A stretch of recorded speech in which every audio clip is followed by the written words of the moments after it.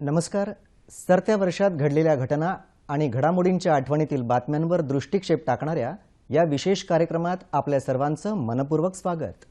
सरत्या वर्षात अनेक चांगल्या वाईट घटना घडल्यात, तसंच काही ऐतिहासिक घटनांचे परिणाम दीर्घकाळ स्मरणात राहणारे आहेत. आंतरराष्ट्रीय, राष्ट्रीय आणि राज्यस्तरीय अशा वैविध्यपूर्ण राजकीय, सामाजिक, आर्थिक आणि साहित्यिक, सांस्कृतिक, क्रीडा, विज्ञान, तंत्रज्ञान, सन्मान, पुरस्कार, गुन्हेगारी आणि दिग्गजांच्या निधन वार्ता आदी घडलेल्या घटनेतल्या बातम्यांवर टाकूया एक दृष्टिक्षेप. या वर्षाच्या प्रारंभी अमेरिकेचे राष्ट्राध्यक्ष बराक ओबामा यांची भारत भेट, विश्वविक्रमी पहिला आंतरराष्ट्रीय योग दिन कार्यक्रम, पॅरिसवर झालेला दहशतवादी हल्ला या काही महत्त्वपूर्ण घटना घडल्या. टाकूया दृष्टिक्षेप या वर्षातल्या निवडक परंतु महत्त्वपूर्ण आंतरराष्ट्रीय घडामोडींवर. या वर्षीच्या प्रजासत्ताक दिन सोहळ्याचे प्रमुख अतिथी म्हणून अमेरिकेचे राष्ट्राध्यक्ष बराक ओबामा यांची उपस्थिती लक्षणीय होती.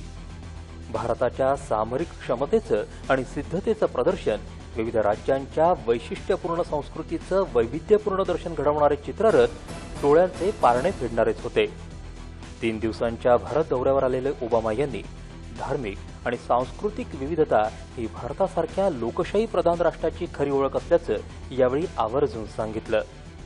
वाढत्या हिंसाचाराचा सामना करण्यासाठी संघटित उपाययोजना करण्याला भारत, अमेरिका या दोन्ही देशांनी संमती दर्शवली. मार्च महिन्याच्या शेवटी एक दुःखद घटना घडली. ब्रिटिशांच्या जोखडातून मुक्त होण्यासाठी निकराचा लढा देणारे सिंगापूरचे संस्थापक पंतप्रधान जी कॉन यू यांचं निधन झालं. अर्ध्या शतकाहून अधिक काळ त्यांनी सिंगापूरच्या राजकारणावर आपला ठसा उमटवला होता. ब्राझील, रशिया, भारत, चीन आणि दक्षिण आफ्रिका या 5 ब्रिक्स विकसनशील देशांनी स्थापन केलेल्या विकास बँकेच्या अध्यक्षपदी केबी कामत यांची 5 वर्षांसाठी नेमणूक करण्यात आली. सुमारे $50 अब्ज भागभांडवल असलेल्या या बँकेचं मुख्यालय चीनमध्ये शांघाय इथं आहे. कामत यांच्या नेमणुकीमुळे या बँकेचं पहिलं अध्यक्षपद भूषवण्याचा मान भारताला मिळाला आहे. पंतप्रधान नरेंद्र मोदी यांच्या संयुक्त राष्ट्राच्या महासभेत केलेल्या आवाहनाला प्रतिसाद देत जूनच्या 21 तारखेला संपूर्ण जगभरात पहिला आंतरराष्ट्रीय योग दिन साजरा करण्यात आला. न्यूयॉर्क इथल्या संयुक्त राष्ट्र संघाच्या मुख्यालयात विशेष कार्यक्रमाचं आयोजन करण्यात आलं होतं. यावेळी महासचिव बान की मून आणि परराष्ट्र व्यवहार मंत्री सुषमा स्वराज उपस्थित होत्या. यानिमित्त देशभरातही कार्यक्रमांचं आयोजन करण्यात आलं होतं.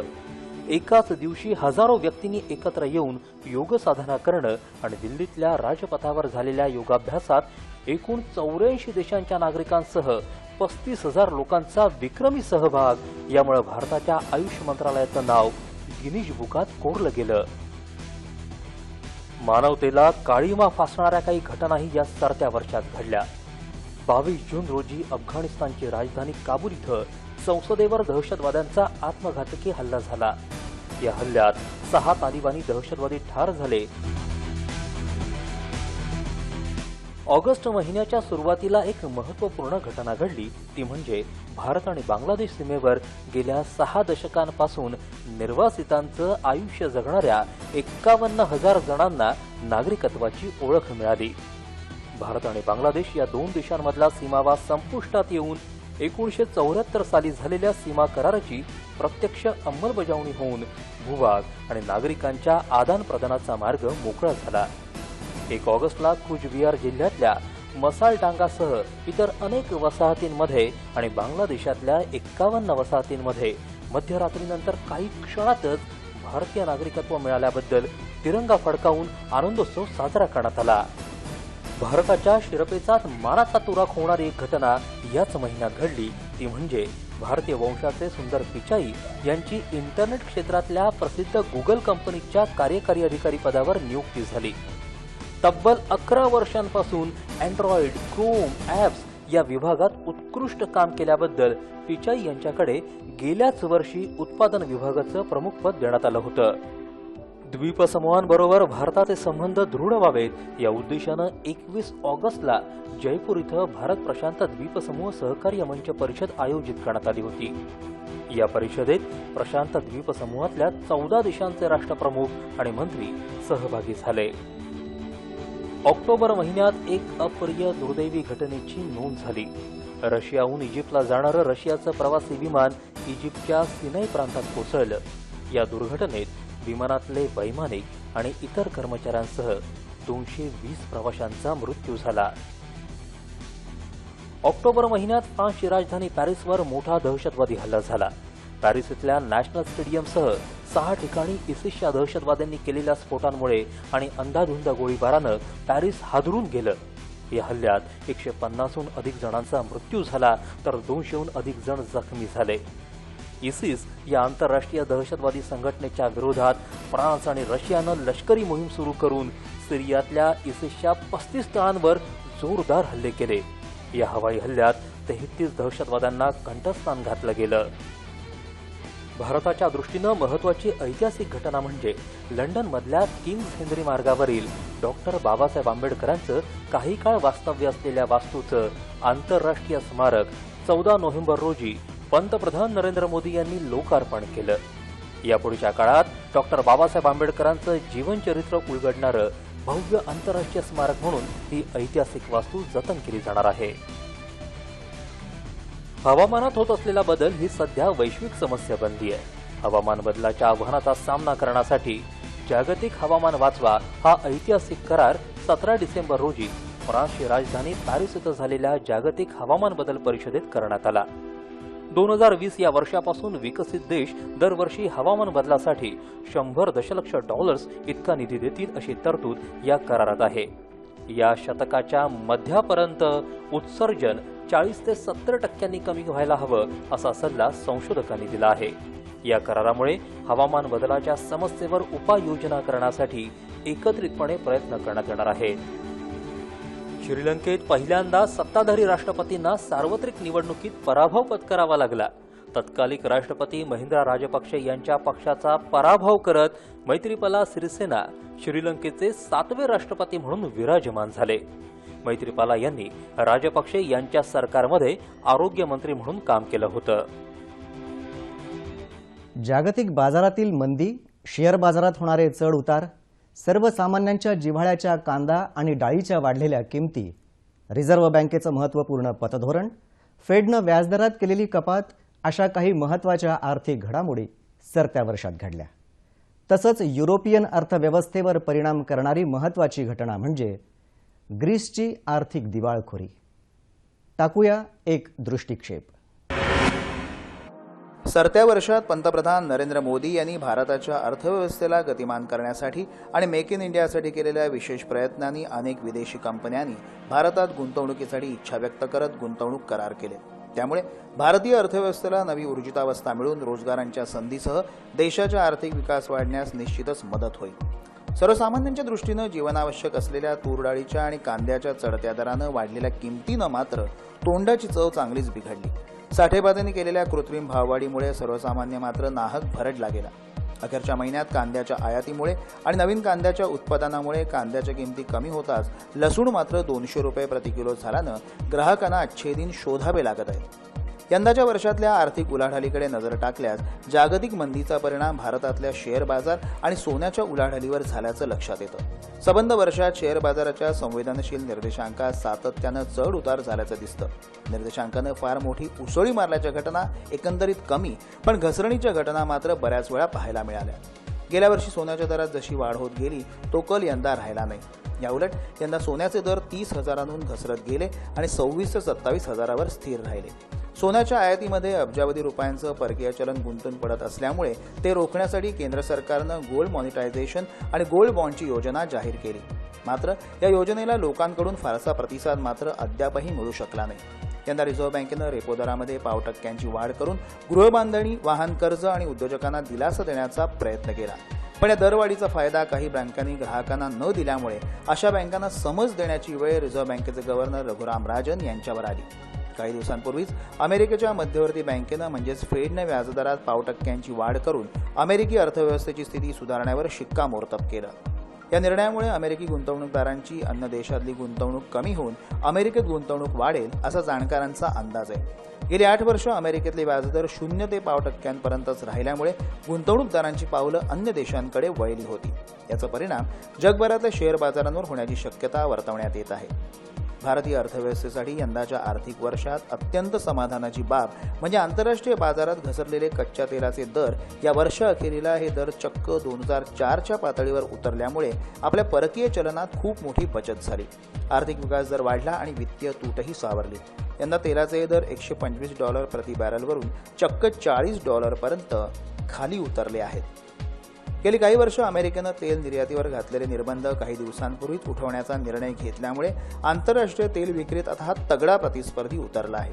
त्यामुळे आगामी काळात तेलाचे दर वाढण्याची शक्यता नाही ही बाब भारतासाठी नक्कीच दिलासादायक आहे। आपण त्याचा कसा आणि किती लाभ उठवतो त्यावर आपल्या आर्थिक विकासाची दिशा ठरणार आहे। एकूणच सरतं वर्ष हे भारतीय अर्थव्यवस्थेसाठी संमिश्र स्वरूपाचंच ठरलं। सरत्या वर्षातल्या जून महिन्यात दिवाळखोरीमुळे ग्रीस संकटात सापडला। युरोपियन महासंघाकडून ग्रीसनं घेतलेलं कर्ज वेळेत न फेडल्यामुळे ग्रीसला आर्थिक संकटाचा सामना करावा लागला। आर्थिक संकटात असलेल्या बँकांचे रोख व्यवहार बंद पडल्यानं 29 जूनपासून पुढील 6 दिवस सर्व सरकारी बँका बंद होत्या। युरोपियन महासंघानं ग्रीसच्या बेलआउट पॅकेजला मुदतवाढ द्यावी अशी मागणी ग्रीस सरकारनं केली होती। ग्रीसच्या आर्थिक संकटाचा फटका युरोपियन महासंघालाही बसला। ग्रीसच्या दिवाळखोरीमुळे भारताच्या अर्थव्यवस्थेला काहीसे सौम्य धक्के जाणवले आणि त्याचा दृश्य परिणाम म्हणजे मुंबई शेअर बाजार आणि राष्ट्रीय शेअर बाजाराला चिंतेनं ग्रासलं होतं। ग्रीस युरोझोनमधून बाहेर पडण्याच्या भीतीनं आर्थिक संकट अधिक गहिरं होऊ नये यासाठी अखेर ग्रीसला बेलआउट पॅकेज देण्यास युरोपियन महासंघानं मंजुरी दिली।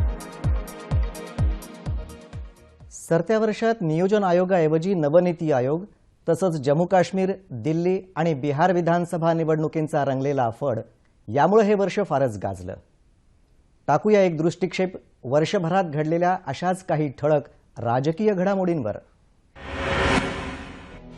वर्षाच्या सुरुवातीलाच देशाची ध्येय धोरणं निश्चित करण्यासाठी तसंच या प्रक्रियेत राज्यांचा सहभाग वाढवण्यासाठी केंद्रीय नियोजन आयोगाऐवजी नव्यानं नीती आयोगाची निर्मिती करण्यात आली। या नव्या नीती आयोगात पंतप्रधान, निवडक केंद्रीय मंत्री, काही राज्यांचे मुख्यमंत्री आणि तज्ज्ञांचा समावेश करण्यात आला आहे। मार्चमध्ये जम्मू काश्मीरमध्ये प्रथमच पीडीपी अर्थात पीपल्स डेमोक्रेटिक पक्ष आणि भाजपाचं संयुक्त सरकार सत्तेवर आलं। एकमेकांविरुद्ध निवडणुकीत लढणारे दोन्ही पक्ष सत्ता स्थापनेसाठी एकत्र आले आणि पीडीपी नेते मुफ्ती मोहम्मद सईद जम्मू काश्मीरच्या मुख्यमंत्रीपदी विराजमान झाले। मार्च महिन्यात झालेल्या दिल्ली विधानसभा निवडणुकीत भाजपा आणि आम आदमी पक्षात झालेल्या अस्तित्वाच्या आणि चुरशीच्या लढाईत भाजपाला भुईसपाट करत आम आदमी पक्षानं एकहाती सत्ता खेचून घेतली। आम आदमी पक्षाचे संयोजक अरविंद केजरीवाल यांनी दुसऱ्यांदा दिल्लीच्या मुख्यमंत्रीपदाची धुरा सांभाळली। बेहिशोबी मालमत्ता प्रकरणातून कर्नाटक उच्च न्यायालयानं निर्दोष मुक्तता केल्यानंतर ऑल इंडिया द्रमुक पक्षाच्या प्रमुख जयललिता 5व्यांदा तामिळनाडूच्या मुख्यमंत्रीपदावर आरूढ झाल्या। 18 वर्षांपूर्वीच्या बेहिशोबी मालमत्ता प्रकरणात कर्नाटकच्या एका विशेष न्यायालयानं गेल्या वर्षी जयललिता यांना 4 वर्षांचा तुरुंगवास आणि 100 कोटी रुपये दंडाची शिक्षा सुनावली होती। यावर्षी अनेकांचे राजकीय अस्तित्व निश्चित करणारी बिहार विधानसभेची निवडणूक बहुविध कारणांनी विशेष गाजली। भाजपा आणि मित्र पक्ष विरुद्ध नितीश कुमार, लालू प्रसाद यादव आणि काँग्रेस आघाडी यांच्यात झालेल्या अटीतटीच्या लढतीत नितीश, लालू, काँग्रेस आघाडीनं अभूतपूर्व यश मिळवत बिहारची सत्ता काबीज केली। राजकीय पंडितांचे आडाखे मोडत संयुक्त जनता दलाचे नेते नितीश कुमार यांचा 5व्यांदा बिहारचे मुख्यमंत्री होण्याचा मार्ग प्रशस्त झाला आणि पाटणाच्या ऐतिहासिक गांधी मैदानावर देशातल्या तमाम राजकीय पक्षांच्या ज्येष्ठ नेत्यांच्या मांदियाळीत नितीश कुमार यांनी मुख्यमंत्रीपदाची शपथ घेतली। राज्यात सत्तेत येऊन वर्षपूर्ती केल्यानंतरही भाजपाच्या नेतृत्वातील युती सरकारला अद्याप तरी अच्छे दिन आणण्यास यश मिळालं नसल्याचं दिसतंय। तर सत्तेतला सहकारी पक्ष असूनही शिवसेना मात्र विरोधी पक्षाच्या भूमिकेतच कायम दिसत आहे। विरोधी पक्ष असणाऱ्या काँग्रेस आणि राष्ट्रवादी काँग्रेसला अद्यापही जनहिताच्या तसंच विकासाच्या मुद्द्यावर सत्ताधारी पक्षाला धारेवर धरण्यास यश आलं नसल्यानं राज्यातल्या एकूण स्थितीत चैतन्य निर्माण करण्यास राजकीय पक्ष कमी पडत आहेत।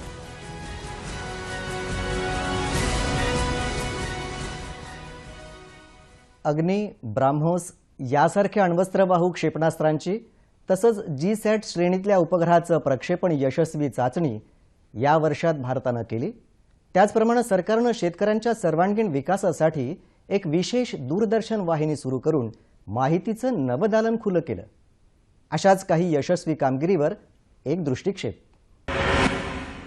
वर्षाच्या सुरुवातीलाच 31 जानेवारी रोजी जमिनीवरून 5000 किलोमीटर्सवर मारा करणाऱ्या अग्नी-5 या अण्वस्त्रवाहू क्षेपणास्त्राची भारतानं तिसरी यशस्वी चाचणी केली। ओदिशामधल्या बालासोर इथं ही चाचणी झाली असून यासाठी सुमारे 50 कोटींचा खर्च झाला। जमिनीवरून हवेत मारा करणाऱ्या संपूर्ण देशी बनावटीच्या आकाश या क्षेपणास्त्राचा 5 मे रोजी लष्कराच्या ताफ्यात समावेश करण्यात आला। शेतकऱ्यांसाठी उपयुक्त 24 तास माहिती देणाऱ्या दूरदर्शनच्या किसान वाहिनीचं 26 मे रोजी पंतप्रधानांच्या हस्ते उद्घाटन झालं।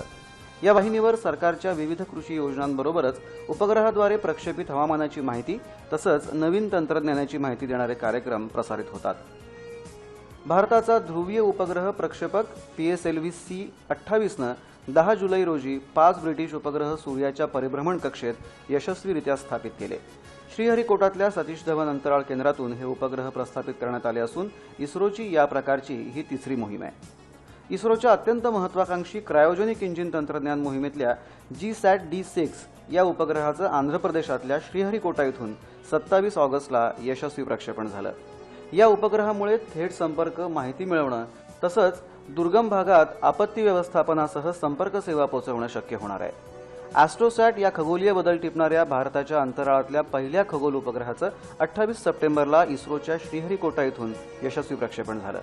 भारताची अंतराळातली ही पहिलीच प्रयोगशाळा असून अशी प्रयोगशाळा प्रस्थापित करणारा भारत हा जगातला 5वा देश बनलाय। दूरवरचे ग्रहतारे, कृष्णविवर तसंच कॉस्मिक किरण यावर संशोधन करण्यासाठी हा उपग्रह उपयोगी ठरणार आहे। भारतीय लष्करानं 7 नोव्हेंबरला राजस्थानातल्या पोखरण इथं ब्राह्मोस क्षेपणास्त्राची यशस्वी चाचणी केली। जमिनीवर 300 किलोमीटर अंतरावर मारा करण्याची क्षमता या क्षेपणास्त्रात आहे। अण्वस्त्रवाहू अग्नी-4 क्षेपणास्त्राची 9 नोव्हेंबरला ओदिशातल्या अब्दुल कलाम बेटावरून यशस्वी चाचणी करण्यात आली। जमिनीवरून जमिनीवर मारा करणाऱ्या या स्वदेशी बनावटीच्या क्षेपणास्त्रात 4000 किलोमीटर अंतरावरच्या लक्ष्याचा वेध घेण्याची क्षमता आहे। भारताच्या अत्याधुनिक जी-सॅट-15 या दळणवळण उपग्रहाचं 11 नोव्हेंबरला फ्रेंच गयानामधल्या कौरू इथल्या अंतराळ प्रक्षेपण तळावरून यशस्वी प्रक्षेपण करण्यात आलं। दळणवळण सुविधांबरोबरच दिशादर्शक मदत आणि विनासायास उड्डाणाखाली तातडीच्या सेवा पुरवण्याचं काम या उपग्रहाद्वारे होणार आहे। या उपग्रहानं अंतराळातून संदेश पाठवायला सुरुवात केली आहे। दूरवर जाऊन टेहळणी करू शकणारं P-8I हे सागरी टेहळणी विमान संरक्षण मंत्री मनोहर पर्रीकर यांनी राष्ट्राला अर्पण केलं। भारतीय नौदलात हे बोईंग विमान समाविष्ट झाल्यामुळे सागरी सुरक्षिततेत वाढ होईल असा विश्वास यावेळी संरक्षण मंत्री पर्रीकर यांनी व्यक्त केला। शत्रूचं आंतरखंडीय क्षेपणास्त्र नष्ट करू शकणाऱ्या ध्वनीपेक्षाही जास्त वेगानं जाणाऱ्या स्वदेशी बनावटीच्या क्षेपणास्त्राची 22 नोव्हेंबरला ओदिशातल्या बालासोर इथं यशस्वी चाचणी झाली। 7.5 मीटर लांबीच्या या क्षेपणास्त्रावर दिशादर्शक यंत्रणा, उच्च दर्जाचा संगणक तसंच इलेक्ट्रिक मेकॅनिकल ॲक्टिव्हेटर बसवण्यात आलाय। देशी बनावटीच्या आणि अण्वस्त्र क्षमतेच्या अग्नी-1 या क्षेपणास्त्राची 27 नोव्हेंबरला ओदिशा इथं यशस्वी चाचणी झाली।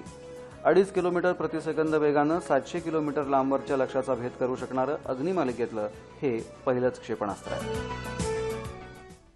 या वर्षात राज्यासह देशभरात अनेक सामाजिक, सांस्कृतिक उत्सव, सोहळे आणि कार्यक्रम झालेत। त्यातला सर्वात महत्त्वाचा म्हणजे महाराष्ट्रातल्या नाशिक इथं तब्बल 12 वर्षातून एकदा होणारा सिंहस्थ कुंभमेळा।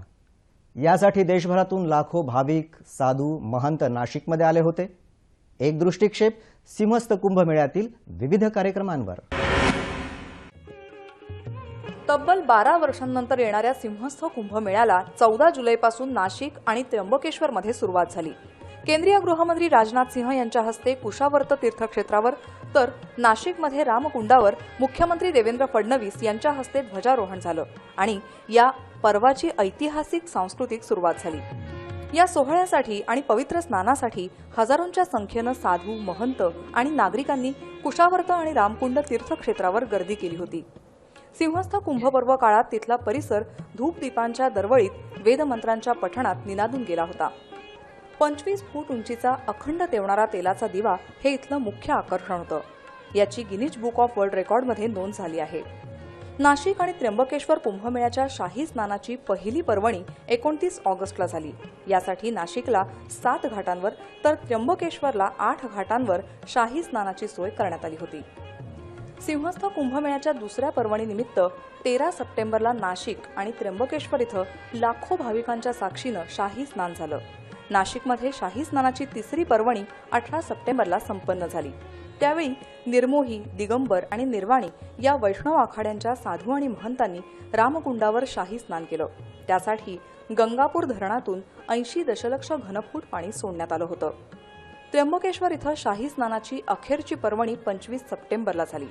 कैलास मानसरोवरातून आणलेल्या तीर्थाचं जलार्पण मुख्यमंत्र्यांच्या हस्ते पहाटे कुशावर्त इथं झालं.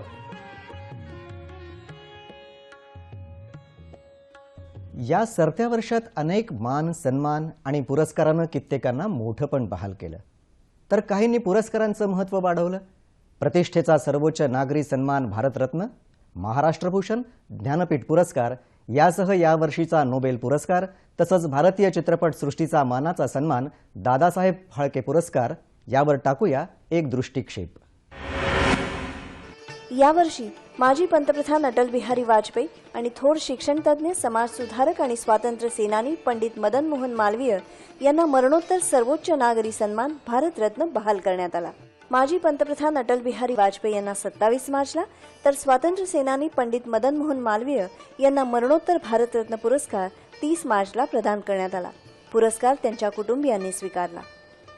याच दिवशी बॅडमिंटनपटू PV सिंधू, हॉकीपटू सरदार सिंग, गिर्यारोहक अरुणिमा सिन्हा, गीतकार प्रसून जोशी, चित्रपट दिग्दर्शक संजय लीला भन्साळी यांना पद्मश्री पुरस्कारानं सन्मानित करण्यात आलं. ज्येष्ठ भाजपा नेते लालकृष्ण अडवाणी, पंजाबचे मुख्यमंत्री प्रकाश सिंग बादल, आध्यात्मिक गुरु स्वामी रामभद्राचार्य यांना पद्मविभूषण पुरस्कारानं तर स्वपन दासगुप्ता, हरीश साळवे, N. गोपाळस्वामी, रजत शर्मा, अमेरिकेच्या मेलिंदा गेट्स, डेव्हिड फ्रावले, जपानच्या साईचिरो मिसुमी यांना पद्मभूषण पुरस्कारानं याच दिवशी गौरवण्यात आलं. भारतीय चित्रपटसृष्टीतले महान कलाकार दिलीप कुमार यांना 13 डिसेंबरला मुंबईत त्यांच्या निवासस्थानी पद्मविभूषण खिताबानं सन्मानित करण्यात आलं. दिलीप कुमार यांनी ज्वार भाटा, मुगले आझम, कोहिनूर, दिल दिया दर लिया, आन, गंगा जमुना, संघर्ष, मशाल, शक्ती अशा अनेक चित्रपटातून आपल्या अभिनयाचं उत्तुंग दर्शन प्रेक्षकांना घडवलं. साहित्य विश्वातला सर्वोच्च मानाचा यावर्षीचा ज्ञानपीठ पुरस्कार कोसला कादंबरीचे लेखक भालचंद्र नेमाडे यांना प्रदान करण्यात आला. सर्वसाधारण मराठी वाङ्मय प्रकाराच्या परिघाबाहेरील कलाकृती असलेल्या कोसला या कादंबरीसह नेमाडे यांनी बिढार, जरीला आणि झूल अशी अनेक पुस्तकं तर देखणी, मेलडी यासारख्या अजरामर काव्यसंग्रहांची निर्मिती केली आहे. राज्याचा सर्वोच्च सन्मान म्हणजे महाराष्ट्र भूषण. महाराष्ट्राचं प्रेरणास्थान असलेल्या छत्रपती शिवाजी महाराजांचा गौरवशाली इतिहास आपल्या ओघवत्या शैलीत जगभरातल्या 3 पिढ्यांपर्यंत पोहोचवणारे शिवशाहीर बाबासाहेब पुरंदरे यांना 19 ऑगस्ट रोजी प्रदान करण्यात आला. जागतिक पातळीवर साहित्य क्षेत्रात असामान्य कामगिरी करणाऱ्या लेखकांना देण्यात येणाऱ्या आंतरराष्ट्रीय मॅन बुकर पुरस्काराचा बहुमान 20 मे रोजी हंगेरियन साहित्यिक लाझलो क्लाझानोराकी यांना मिळाला. आशिया खंडातला सर्वोच्च पुरस्कार म्हणून ओळखला जाणारा रॅमन मॅग्सेसे पुरस्कार अखिल भारतीय आयुर्विज्ञान संस्थेचे उपसचिव संजीव चतुर्वेदी आणि गुंज या बिगर सरकारी संस्थेचे संस्थापक अंशु गुप्ता या 2 भारतीयांना 2 जुलैला प्रदान करण्यात आला. या पुरस्कारानं देशाच्या शिरपेचात मानाचा तुरा रोवला गेला. जागतिक पातळीवरील सर्वोच्च मानाचा पुरस्कार म्हणजे नोबेल. आयरिश वंशाचे विल्यम कॉकबेल, जपानचे सातोशी ओमुरा आणि चीनच्या युतू या संशोधकांनी परजीवी संक्रमण या विषयावर केलेल्या महत्त्वपूर्ण संशोधनाबद्दल औषधशास्त्रासाठीचा यावर्षीचा नोबेल पुरस्कार 5 ऑक्टोबर रोजी जाहीर झाला. तर अतिलघुकणांच्या संदर्भात केलेल्या संशोधनाबद्दल जपानचे शास्त्रज्ञ ताकाकी काजिता आणि कॅनडाचे शास्त्रज्ञ ऑर्थर मॅकडोनल्ड यांना भौतिकशास्त्रासाठीचा नोबेल पुरस्कार 6 ऑक्टोबरला जाहीर झाला. DNA संदर्भातल्या संशोधनासाठी स्वीडनचे थॉमस लिंथाल, अमेरिकेचे पॉल मॉड्रिच आणि आझिज सनकॉर यांना यावर्षीचा रसायनशास्त्राचा नोबेल पुरस्कार 7 ऑक्टोबरला जाहीर झाला. साहित्याचा नोबेल पुरस्कार बेलारूसच्या लेखिका स्वेतलाना अलेक्सिविच यांना 8 ऑक्टोबरला जाहीर झाला. हा पुरस्कार पटकावणाऱ्या त्या 14व्या महिला आहेत. ट्युनिशियात नॅशनल डायलॉग क्वायट या संस्थेला यंदाचा नोबेल शांतता पुरस्कार 9 ऑक्टोबरला जाहीर झाला. लोकशाही स्थापन व्हावी यासाठी केलेल्या कार्याचा गौरव म्हणून हा पुरस्कार देण्यात येतो. या संस्थेत कामगार, उद्योग, मानवाधिकार आणि वकील संघटनांचा समावेश आहे. भारतीय चित्रपट सृष्टीतला सर्वोत्कृष्ट सन्मान दादासाहेब फाळके पुरस्कार यावर्षी ज्येष्ठ अभिनेते शशी कपूर यांना 10 मे रोजी प्रदान करण्यात आला. दिग्दर्शक, निर्माता, लेखक असं बहुआयामी कर्तृत्व असलेल्या शशी कपूर यांनी जब जब फूल खिले, दीवार यासारख्या अनेक आशयघन चित्रपटातून भावपूर्ण अभिनय केला. यावर्षीच्या राष्ट्रीय चित्रपट पुरस्कारांवर मराठीचा झेंडा फडकला. भारतीय चित्रपटांच्या इतिहासात सर्वाधिक राष्ट्रीय आणि आंतरराष्ट्रीय पुरस्कार पटकावले कोट या मराठी चित्रपटानं. आधुनिक जगण्यातल्या विसंगती उपरोधात्मक शैलीत टिपणाऱ्या कोटला थेट ऑस्करसाठी नामांकन मिळालं. चैतन्य ताम्हाणे दिग्दर्शित कोट या चित्रपटाला मानाचं सुवर्णकमळ म्हणजेच राष्ट्रीय पुरस्कार मिळाला. कोट बरोबरच किल्ला या चित्रपटाला सर्वोत्कृष्ट मराठी चित्रपटाचा बहुमान मिळाला, तर एलिझाबेथ एकादशीला सर्वोत्कृष्ट बालचित्रपट या पुरस्कारानं गौरवण्यात आलं. भाऊराव कराडे निर्मित ख्वाडा या मराठी चित्रपटानं सर्वांचं लक्ष वेधत परीक्षकांचा विशेष पुरस्कार प्राप्त केला. नाट्य क्षेत्रातला मानाचा विष्णुदास भावे गौरव पुरस्कार ज्येष्ठ अभिनेते विक्रम गोखले यांना 13 ऑगस्ट रोजी प्रदान करण्यात आला. विषयाचं गांभीर्य, संवादाची उत्तम फेक, नायक आणि खलनायक अशा दोन्ही भूमिकांना समान न्याय देणाऱ्या विक्रम गोखले यांच्या सहज सुंदर अभिनयानं त्यांना मराठी मनात आदराचं स्थान मिळवून दिलं आहे. राष्ट्रीय क्रीडा दिनानिमित्त 29 ऑगस्ट रोजी राष्ट्रपती प्रणव मुखर्जी यांच्या हस्ते नवी दिल्लीत क्रीडा पुरस्कार प्रदान करण्यात आले. टेनिसपटू सानिया मिर्झाला राजीव गांधी खेलरत्न पुरस्कारानं, तर नेमबाज जितू पाल, जिम्नास्ट दीपा करमरकर, हॉकीपटू PR श्रीजेश, के श्रीकांत आणि तीरंदाज नायब सुभेदार संदीप कुमार यांना अर्जुन पुरस्कारानं गौरवण्यात आलं. तसंच अनुप सिंग, हसबंत सिंग, राज सिंग, निहार अमीन आणि नवल सिंग या प्रशिक्षकांना द्रोणाचार्य पुरस्कार प्रदान करण्यात आला. हॉकीसाठी रोमिओ जेम्स, टेनिससाठी शिवप्रकाश मिश्रा, तर व्हॉलीबॉलसाठी TPP नायर यांना ध्यानचंद पुरस्कारानं सन्मानित करण्यात आलं. महाराष्ट्राच्या पुरोगामित्वाला बाधा आणणारी घटना म्हणजे कॉम्रेड गोविंद पानसरे यांची हत्या. कन्नड विचारवंत आणि विवेकवादी साहित्यिक डॉक्टर कलबुर्गी यांची निर्घृण हत्या, कुख्यात गुंड छोटा राजनची अटक, याकूब मेमनची फाशी, बहुचर्चित शीना बोरा हत्याकांड यासारख्या गुन्हेगारी जगतात घडलेल्या घटनांनी हे वर्ष गाजलं. टाकूया एक नजर या ठळक घडामोडींवर. अंधश्रद्धा निर्मूलन ज्येष्ठ कार्यकर्ते नरेंद्र दाभोलकरांवर झालेल्या हल्ल्यानंतर 1.5 वर्षानंतर अवघ्या महाराष्ट्राच्या पुरोगामित्वाला बाधा आणणारी दुसरी घटना घडली. ती म्हणजे ज्येष्ठ पुरोगामी विचारवंत कॉम्रेड गोविंद पानसरे यांची अज्ञात हल्लेखोराकडून झालेली हत्या. 16 फेब्रुवारीला कॉम्रेड पानसरे आणि त्यांच्या पत्नीवर अज्ञात मारेकऱ्यांनी अगदी जवळून गोळ्या झाडल्या. या हल्ल्यात दोघेही गंभीर जखमी झाले. कोल्हापूरसह राज्यभरात या घटनेचा तीव्र निषेध करण्यात आला. 5 दिवस मृत्यूशी झुंज दिल्यानंतर अखेर 21 फेब्रुवारीला मुंबईतल्या ब्रिज कँडी रुग्णालयात कॉम्रेड पानसरे यांचं निधन झालं. कोल्हापूरच्या दसरा चौकात हजारो कार्यकर्ते आणि सर्वसामान्य जनतेनं दुःखी अंतकरणानं कॉम्रेड पानसरेंना अखेरचा निरोप दिला. या हल्ल्यातील सहभाग असल्याच्या संशयावरून 3 सप्टेंबरला कोल्हापूर पोलिसांनी सांगलीत राहणारा सनातन संस्थेचा कार्यकर्ता समीर गायकवाडला अटक केली. पोलिसांकडून या प्रकरणी तपास चालू असून पानसरे यांची हत्या आणि हत्येचा कट रचणाऱ्या हल्लेखोराला अटक करण्यात पोलीस यंत्रणेला अद्याप यश आलेले नाही. बहुचर्चित अत्यंत गुंतागुंतीचं आई आणि मुलीच्या नात्याला काळीमा फासणारं शीना बोरा हत्याकांड 28 ऑगस्टला उघडकीला आलं. प्रसिद्ध माध्यम उद्योगपती पीटर मुखर्जीची पत्नी इंद्राणी मुखर्जी हिचा ड्रायव्हर शामोर राय यानं अनधिकृतरित्या विकायचा प्रयत्न केलेल्या बंदुकीच्या विक्रीवरून या अघोरी हत्याकांडाचा पर्दाफाश झाला. 2012 मध्ये इंद्राणी हिनं तिचा ड्रायव्हर शामोर राय आणि पहिला पती संजीव खन्ना या दोघांना सोबत घेऊन मुलगी शीना हिची गळा दाबून हत्या केली आणि अतिशय चतुराईनं तिचं प्रेत रायगड इथल्या जंगलात पुरून टाकलं. रायगड पोलिसांच्या निष्काळजीपणामुळे या प्रकरणाची उकल व्हायला 3 वर्षांचा कालावधी लागला. या प्रकरणाचा एक एक धागा आता उलगडतो आहे.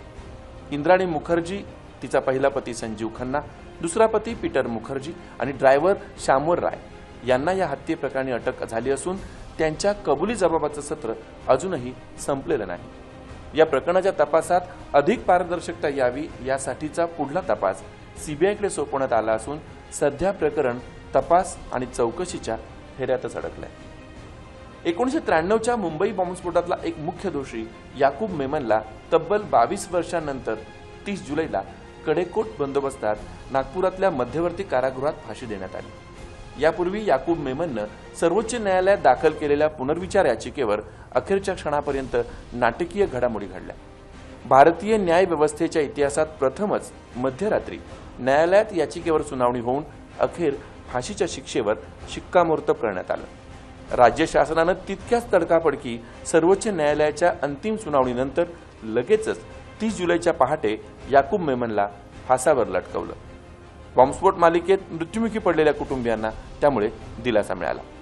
1993च्या मुंबई साखळी बॉम्बस्फोटात 260 जणांचा मृत्यू तर 700हून अधिक जण गंभीररित्या जखमी झाले होते, तर मोठ्या प्रमाणात आर्थिक नुकसानीची झळ बसली होती।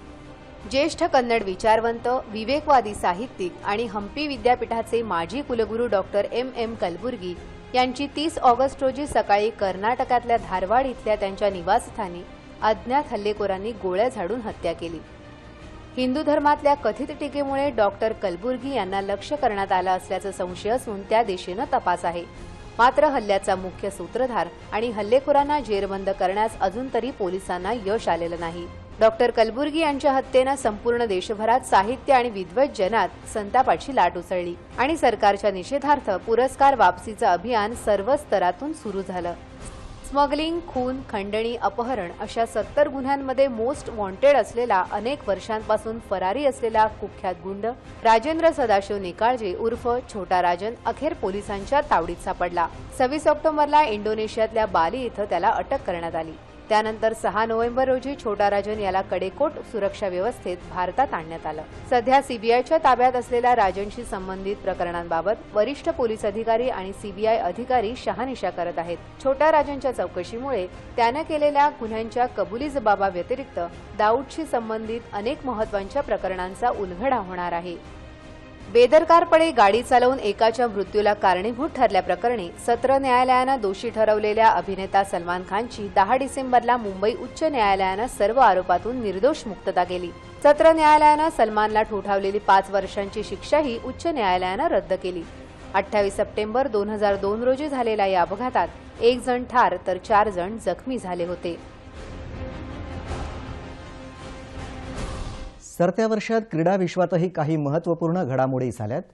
विश्वचषक क्रिकेट स्पर्धा, IPL स्पॉट फिक्सिंग, टेनिस जगतातील सानिया हिंगीस यांची यशस्वी घौडदौड आणि भारताची फुलराणी सायना नेहवाल हिचं जागतिक क्रमवारीतलं अग्रस्थान या विशेष घडामोडींवर टाकूया एक विशेष दृष्टिक्षेप।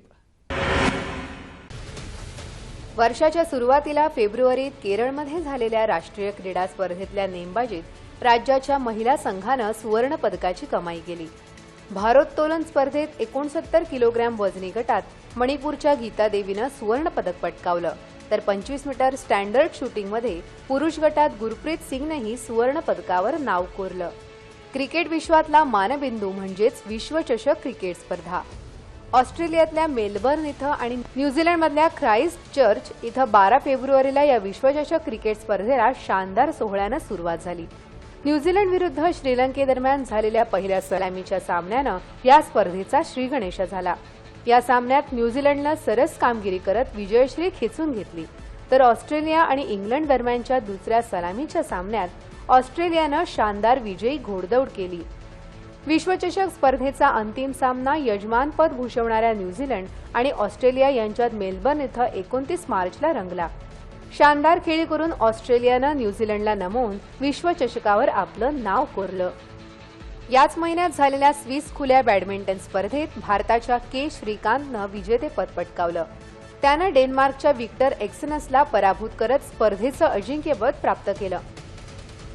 टेनिस विश्वात या मोसमात सरस कामगिरी करत भारताची सानिया मिर्झा आणि तिची स्विस जोडीदार मार्टिना हिंगीस यांनी सलग 9 विजेतेपद मिळवत आपला दरारा निर्माण केला। कॅलिफोर्निया इथं मार्चमध्ये झालेल्या इंडियन वेल्स खुल्या टेनिस स्पर्धेत सानिया मिर्झा, मार्टिना हिंगीस या जोडीनं महिला दुहेरीचं विजेतेपद खेचून आणलं। रशियन जोडीचा 6-3, 6-4 असा सरळ सेटमध्ये पराभव केला. 14 सप्टेंबरला झालेल्या अमेरिकन खुल्या टेनिस स्पर्धेत भारताच्या सानिया मिर्झानं महिला दुहेरीमध्ये मार्टिना हिंगिसच्या साथीनं आणखी एकदा विजेतेपदाचा बहुमान मिळवला. याच महिन्यात चीनमध्ये झालेल्या ग्वांगझू खुल्या टेनिस स्पर्धेत सानिया मिर्झानं आपल्या स्विस जोडीदार मार्टिना हिंगिसच्या साथीनं महिला दुहेरीचं अजिंक्यपद पटकावलं. सिंगापूर इथं झालेल्या WTA टेनिस स्पर्धेचं विजेतेपद अव्वल मानांकित सानिया मिर्झा मार्टिना हिंगिस जोडीनं पटकावलं. 8व्या मानांकित गार्विन मुगुरुजा आणि कार्ला सुओरज नवारो या स्पॅनिश जोडीचा सरळ सेटमध्ये पराभव केला. या मोसमातले सानिया मार्टिना जोडीचं हे 9वं विजेतेपद आहे. भारताची बॅडमिंटनपटू फुलराणी सायना नेहवालनं जागतिक बॅडमिंटन क्रमवारीत अव्वल स्थान मिळवत नवा इतिहास रचला. हे स्थान मिळवणारी ती पहिली भारतीय महिला बॅडमिंटनपटू ठरली. त्यानंतर एप्रिलमध्ये सायना नेहवालनं जागतिक क्रमवारीत पुन्हा पहिल्या स्थानावर झेप घेतल्यानं आंतरराष्ट्रीय बॅडमिंटन संघटनेनं सायनाच्या अव्वल स्थानावर शिक्कामोर्तब केलं. मे महिन्यात भारताच्या रोहन बोपण्णानं आपला नवा सहकारी फ्लोरिन मर्जियाच्या साथीनं माद्रिद खुल्या टेनिस स्पर्धेचं पुरुष दुहेरीचं विजेतेपद पटकावलं.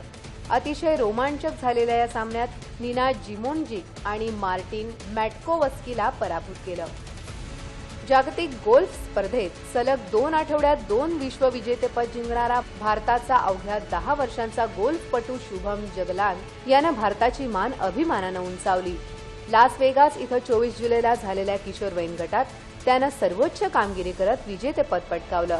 तसंच अमेरिकेतल्या सँडी ऑगो इथं झालेल्या जागतिक गोल्फ स्पर्धेतही किशोर गटात शुभम जगलाननं विजेतेपद पटकावलं.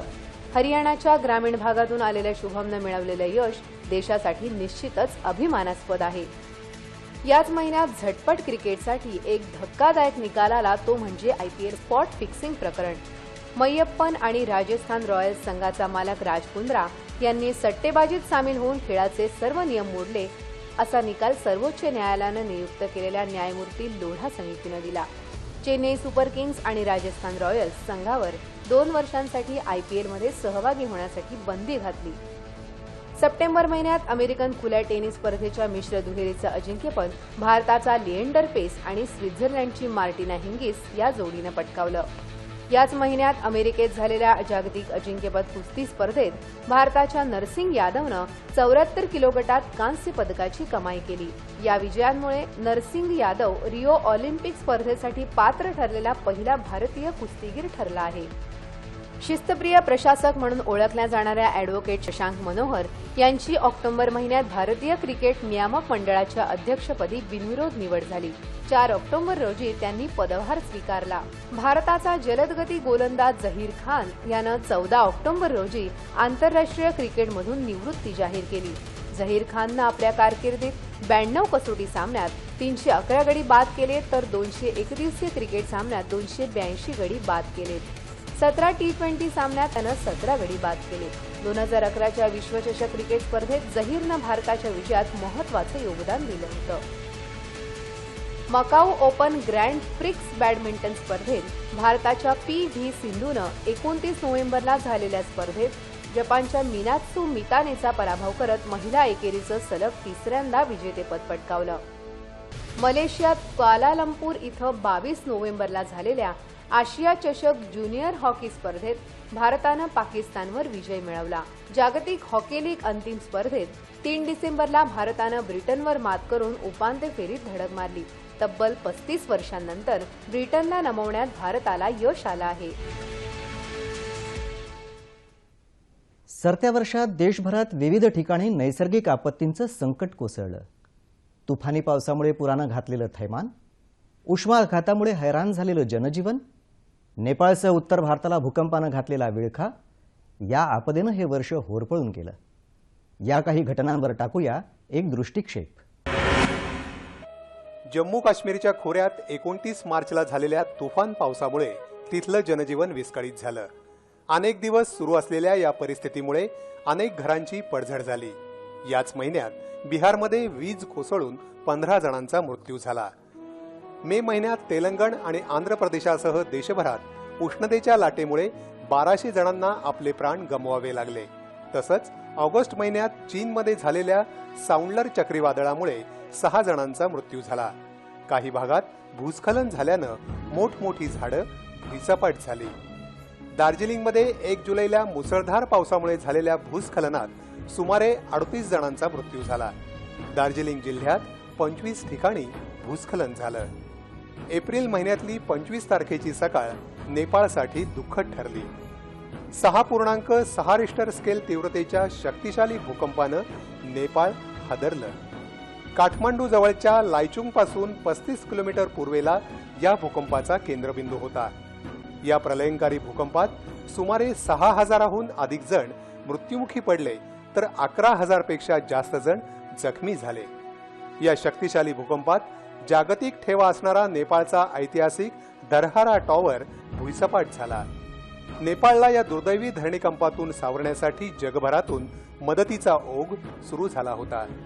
दरम्यान उत्तर भारतातल्या काही राज्यांनाही या भूकंपाचा जोरदार धक्का बसला. यामध्ये 35 जणांना आपला जीव गमवावा लागला. सप्टेंबरमध्ये आसाममध्ये झालेल्या मुसळधार पावसामुळे राज्यातल्या सुमारे 8.5 लाख नागरिकांना पुराचा फटका बसला. यामध्ये दिब्रुगड, तेजपूर, धनसेही, खुशियारा अशा विविध शहरांचा समावेश होता. लष्कर आणि आपत्ती व्यवस्थापन बचाव कार्यामुळे ही परिस्थिती काहीशी आटोक्यात आली. 26 ऑक्टोबर रोजी उत्तर भारताला पुन्हा दुसऱ्यांदा भूकंपाचा धक्का बसला. त्याचा केंद्रबिंदू अफगाणिस्तानात होता. याचे धक्के देशामध्ये जम्मू काश्मीर, दिल्ली, पंजाब, उत्तराखंड, बिहार, भोपाळ आणि राजस्थानात तसंच पाकिस्तानातही जाणवले. 7.5 रिश्टर तीव्रतेच्या या भूकंपामुळे पाकिस्तानमध्ये 105 जणांचा तर अफगाणिस्तानमध्ये 29 जणांचा मृत्यू झाला. नोव्हेंबरमध्ये झालेल्या संततधार पावसामुळे तामिळनाडूला मोठ्या संकटाचा सामना करावा लागला. कांचीपुरम, वेल्लोर जिल्ह्यात झालेल्या या मुसळधार पावसामुळे सर्वसामान्यांचं जनजीवन विस्कळीत झालं. हवामानात झालेल्या बदलामुळे डिसेंबरमध्ये दिल्लीसह संपूर्ण उत्तर भारतात थंडीची लाट पसरली.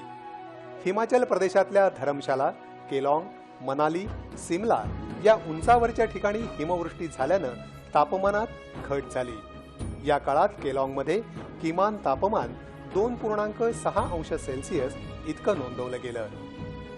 तामिळनाडू आणि पुदुच्चेरीच्या उत्तर भागात 2 डिसेंबरला आलेल्या पावसामुळे तिथलं जनजीवन पूर्णपणे विस्कळीत झालं होतं. विमानतळासह बहुतांश भागात पुराचं पाणी साचल्यामुळे विमानसेवाही विस्कळीत झाली होती. पुरात अडकलेल्या नागरिकांना लष्कराच्या मदतीनं सुरक्षित स्थळी हलवण्यात आलं.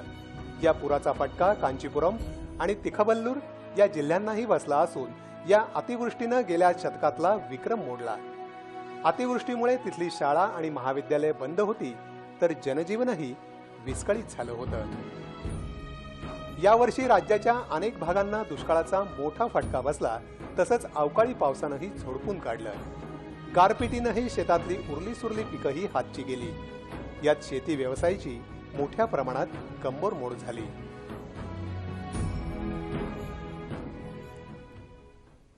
सरत्या वर्षात राजकारण, साहित्य, चित्रपट, नाट्यक्षेत्र अशा विविध क्षेत्रातल्या अनेक दिग्गजांनी या जगाचा निरोप घेतला. आज या व्यक्ती आपल्यात नसल्या तरी आपापल्या क्षेत्रात दिलेल्या बहुमूल्य योगदानामुळे चाहत्यांच्या मनात सदैव अजरामर राहतील. वर्षाच्या सुरुवातीलाच पद्मश्री डॉक्टर वसंत गोवारीकर यांचं 2 जानेवारीला पुण्यात निधन झालं. ज्येष्ठ अवकाश आणि हवामान शास्त्रज्ञ म्हणून नावाजलेल्या गोवारीकरांनी मराठी विज्ञान परिषदेचे अध्यक्ष या नात्यानं मोलाचं योगदान दिलं. लोकसंख्या शास्त्रावर आधारित त्यांचं आय प्रेडिक्ट हे पुस्तकही खूप गाजलं. प्रामुख्यानं अवकाश, हवामानशास्त्र या विषयांवर गोवारीकरांनी केलेलं संशोधन भावी पिढीला मार्गदर्शक ठरेल. आपल्या कुंचल्यातून कॉमन मॅन साकारणारे सुप्रसिद्ध ज्येष्ठ व्यंगचित्रकार R.K. लक्ष्मण 27 जानेवारीला अनंतात विलीन झाले. व्यंगचित्रकलेबद्दल पद्मभूषण आणि रॅमन मॅग्सेसे पुरस्कारांनी त्यांचा गौरव करण्यात आला होता. दिवंगत R.K. लक्ष्मण यांच्या पत्नी आणि प्रसिद्ध लेखिका कमला लक्ष्मण यांनीही 15 नोव्हेंबरला अखेरचा श्वास घेतला. त्यांनी लिहिलेल्या तेनाली रामा या पुस्तकावर आधारित दूरदर्शनवरची मालिका विशेष गाजली. 81व्या अखिल भारतीय मराठी साहित्य संमेलनाचं अध्यक्षपद भूषवलेले ख्यातनाम मराठी समीक्षक, लेखक आणि भाषांतरकार मधुकर दत्तात्रेय उर्फ म. द. हातकणंगलेकर यांचं 25 जानेवारीला वयाच्या 88व्या वर्षी सांगलीत निधन झालं. साहित्यातील अधोरेखित, लघुकथा, रूप आणि परिचय, साहित्य विवेक ही पुस्तकं त्यांच्या निकोप समीक्षा दृष्टीचा परिचय देतात. शिवाजी महाराजांचं युद्ध कौशल्य, गडकिल्ले बांधणी तसंच नेतृत्व गुण यासारख्या पैलू संदर्भात विशेष लेखन करणाऱ्या आणि आपल्या संशोधनातून पानिपतचा प्रत्यक्ष इतिहास जगासमोर आणणाऱ्या ज्येष्ठ इतिहास संशोधक आणि साहित्यिक निनाद बेडेकर यांचं 10 मे रोजी निधन झालं. गेल्या 42 वर्षांपासून बेशुद्धावस्थेत असणाऱ्या केईएम रुग्णालयाच्या माजी परिचारिका अरुणा शानबाग यांना 18 मे रोजी काळानं आपल्या कवेत घेत मरण यातनांमधून त्यांची सुटका केली. 42 वर्षांपूर्वी केईएमच्या एका वॉर्डबॉयनं त्यांच्यावर बलात्कार करून लोखंडी साखळीनं गळा दाबून त्यांची हत्या करण्याचा प्रयत्न केला होता. चपळ यष्टीरक्षक आणि भरवशाचा फलंदाज अशी ओळख असलेल्या माजी क्रिकेटपटू हेमंत कानेटकर यांचंही 10 जूनला पुण्यात निधन झालं. 1974 मध्ये अँडी रॉबर्ट आणि होल्डर यांच्यासारख्या अतिवेगानं गोलंदाजांसमोर त्यांनी उभारलेली 65 धावांची झुंजार खेळी क्रिकेट रसिकांच्या कायम स्मरणात राहिली. कृषी अर्थशास्त्राचे अभ्यासक आणि शेतकरी संघटनेचे संस्थापक अध्यक्ष, झुंजार शेतकरी नेते शरद जोशी यांचं 12 डिसेंबरला वयाच्या 81व्या वर्षी पुण्यात निधन झालं. असंघटित शेतकऱ्यांना एकत्रित करून त्यांच्या प्रश्नांसाठी ते आयुष्यभर झटले. शेतकऱ्यांना त्यांच्या हक्कासाठी संघर्ष करायला शिकवणारा एक लढवय्या नेता काळाच्या पडद्याआड गेला. जगण्यावर शतदा प्रेम करावे असा भावस्पर्शी काव्य आविष्कार समाज मनावर बिंबवणारे महाराष्ट्रभूषण कविवर्य मंगेश पाडगावकरांनी वर्ष अखेरी म्हणजे 30 डिसेंबर रोजी या जगाचा निरोप घेतला. तब्बल 7 दशकं त्यांचा काव्य प्रवास अविरत सुरू राहिला. या सरत्या वर्षात अनेक मातब्बर राजकारण्यांनी यावर्षी जगाचा निरोप घेतला. 16 फेब्रुवारीला महाराष्ट्राचं एक संवेदनशील आणि ग्रामीण जनतेचं नेतृत्व म्हणजेच राज्याचे माजी उपमुख्यमंत्री आणि गृहमंत्री R. पाटील यांना काळानं सर्वसामान्य जनतेपासून हिरावून घेतलं. वयाच्या 57व्या वर्षी आबांचं कर्करोगानं निधन झालं. राज्यात महत्वाच्या मंत्रिपदाची जबाबदारी सांभाळणाऱ्या आबांच्या निधनामुळे राज्यानं एक कृतिशील नेता गमावला. भारताला महासत्ता बनवण्यासाठी सुरू झालेल्या वाटचालीत अतिशय मोलाचं योगदान देणारे, खऱ्या अर्थानं लोकांचे राष्ट्रपती असा लौकिक ज्यांना मिळाला असे डॉक्टर APJ अब्दुल कलाम यांचं 27 जुलैला वयाच्या 83व्या वर्षी निधन झालं. मिसाईल मॅन म्हणून सर्व परिचित अशा प्रतिभेला आपण मुकलो. त्यांचं एकंदर जीवन कार्यच देशवासियांसाठी प्रेरणादायी होतं. डॉक्टर कलाम यांच्यासह इतरही काही मातब्बर राजकारण्यांनी यावर्षी या जगाचा निरोप घेतला. त्यामध्ये माजी खासदार सदाशिवराव मंडलिक, सहकार महर्षी विक्रमसिंह घाटगे, ग्राहक चळवळीचे प्रणेते बिंदू माधव जोशी, दलित चळवळीतील ज्येष्ठ नेते एकनाथ आव्हाड, रिपब्लिकन पक्षाचे अध्यक्ष, बिहार आणि केरळचे माजी राज्यपाल रा. सु. गवई, माजी नायब राज्यपाल आणि भाजपाचे ज्येष्ठ नेते प्राध्यापक रामभाऊ कापसे, महाराष्ट्र विधानसभेचे माजी उपाध्यक्ष प्रमोद शेंडे आणि माथाडी कामगार नेते बाबूराव रामिष्ठे या दिग्गजांचा समावेश आहे. जुन्या काळातील ख्यातनाम अभिनेत्री बेबी शकुंतला यांनी 18 जानेवारीला या जगाचा निरोप घेतला. मायाबाजार, रामशास्त्री, शारदा, चिमणी पाखरं, अबोली या चित्रपटांमधल्या त्यांच्या भूमिका अतिशय गाजल्या होत्या. मराठी नाटक चित्रपटांसह इंग्रजी रंगभूमी आणि हिंदी चित्रपटातही आपल्या सहज सुंदर अभिनयाचा ठसा उमटवणारे ज्येष्ठ अभिनेते आणि दिग्दर्शक आत्माराम भेंडे यांनी 7 फेब्रुवारीला या जगाचा निरोप घेतला. मराठी नाट्यसृष्टीत आत्माराम भेंडे यांनी अनेक नवनवे प्रयोग केले. माते तुला काय हवंय या नाटकात त्यांनी मराठीत पहिल्यांदाच फिरत्या रंगमंचाचा वापर केला. फार्स हा नाट्यप्रकार त्यांनी पहिल्यांदा मराठीत रुजवला. भारतीय चित्रपटसृष्टीचे जाणकार, लेखक, समीक्षक अशी ओळख असलेले इसाक मुजावर आज आपल्यात नाहीत. वयाच्या 81व्या वर्षी 26 फेब्रुवारीला त्यांनी हे जग सोडलं.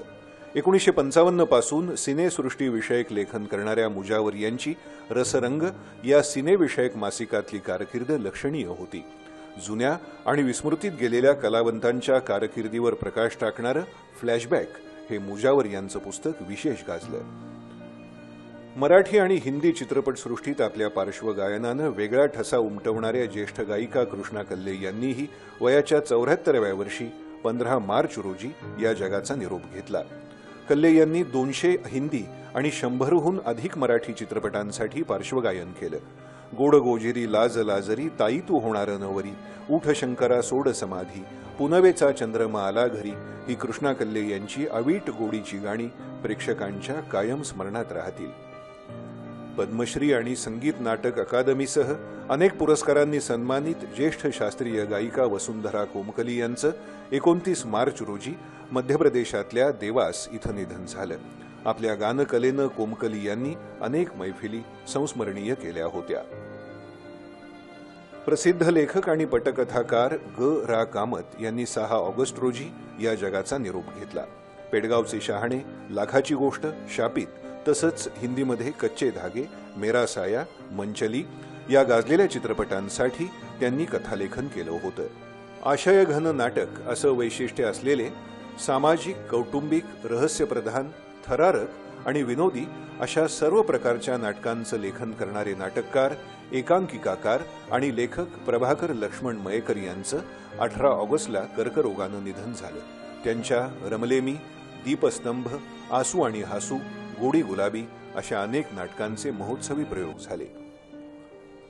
कभी खुशी कभी गम, बागबान, चलते चलते, बाबुल, राजनीती या चित्रपटांसह सुमारे 100 चित्रपटांना संगीत देणारे हिंदी चित्रपटसृष्टीतील ख्यातनाम संगीत दिग्दर्शक आदेश श्रीवास्तव यांचं 5 सप्टेंबरला कर्करोगानं निधन झालं.